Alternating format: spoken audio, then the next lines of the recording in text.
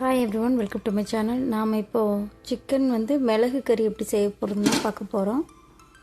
அதுக்கு நான் ஒரு 1/2 kg விங்ஸ் மட்டும் வாங்கி வச்சுருந்தேன், அதை யூஸ் பண்ணிக்கிட்டேன்.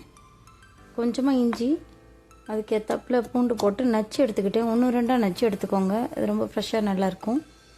அப்புறம் சிக்கன் எடுத்துக்கிட்டு அந்த நச்சு இஞ்சி பூண்டு பேஸ்ட்டில் ஒரு 2 ஸ்பூன் அந்த மாதிரி கலந்துக்கோங்க. அதோடு மிளகாத்தூள் 1 ஸ்பூன்.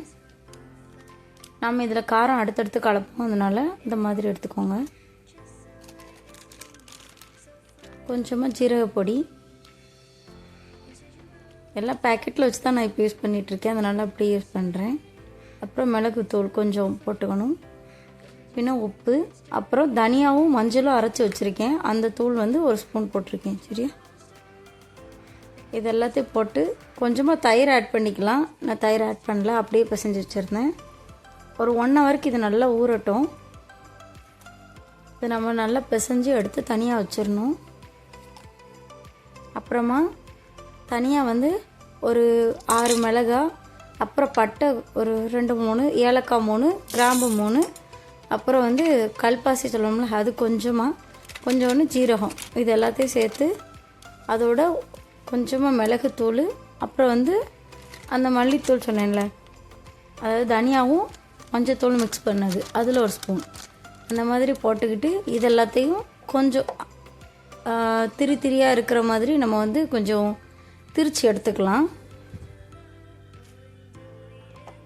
இது எல்லாத்தையும் இப்போ நம்ம மிக்சியில் போட்டு லைட்டாக திரிச்சிக்கிட்டால் போதும்.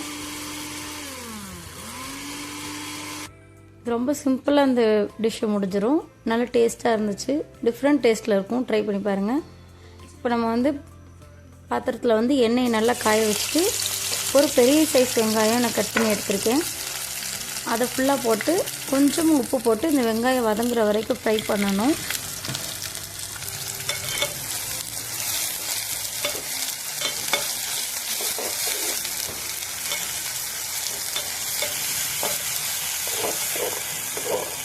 கொஞ்சம் நல்லா வதங்கி ஒரு மாதிரி கண்ணாடி பதம் வரும்ல, இந்த மாதிரி ஸ்டேஜில் நம்ம அடுத்ததை ஆட் பண்ணிக்கலாம். இந்த மாதிரி கொஞ்சம் வந்ததுக்கப்புறமா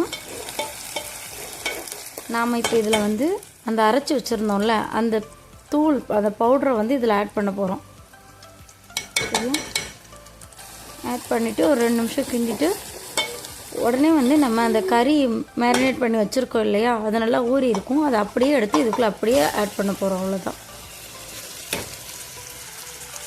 இந்த எண்ணெய் கொஞ்சம் ஜாஸ்தியாக இருந்தால் நல்லா ஈஸியாக வந்துடும், அதோட நல்ல டேஸ்ட் எக்ஸ்ட்ரா கொடுக்கும். நம்ம இதை காரமாக தான் செய்ய போகிறோம், அதனால் நம்ம இப்படி பண்ணிக்கலாம். கொஞ்சம் நேரம் எண்ணெயிலே வேகட்டும், அந்த இஞ்சி பூண்டு அதோட பச்சை வாசம் எல்லாம் போகிற மாதிரி. இஞ்சி பூண்டு போட்டிருக்கிறதுனால அடியில் கொஞ்சம் ஒட்டும், நம்ம அப்பப்போ கிளறி விட்டுகிட்டே இருக்கணும். அப்புறமா நான் கொஞ்சம் தண்ணி ஆட் பண்ணியிருக்கேன், ஒரு கிரேவி கன்சிஸ்டன்சி வர்றதுக்காக.